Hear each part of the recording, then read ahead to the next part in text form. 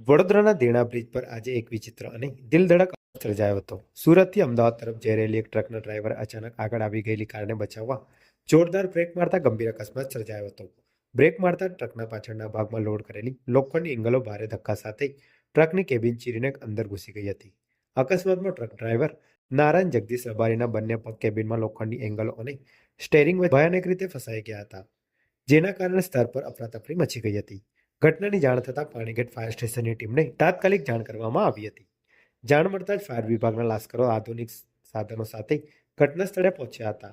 Fire ટીમે hydraulic cutter તેમજ અન્ય મશીનરીની મદદથી ટ્રકનું સ્ટીરિંગ અને સીટ કાપી દિલધડક રેસ્ક્યુ ઓપરેશન હાથ ધર્યું હતું.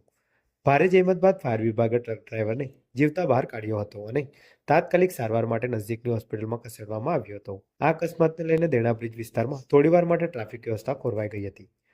આ ઘટનાએ ફરી એકવાર ભારે વાહનોમાં લોડિંગની સુરક્ષા અને માર્ગ સલામતી અંગે ગંભીર પ્રશ્નો ઊભા કર્યા છે.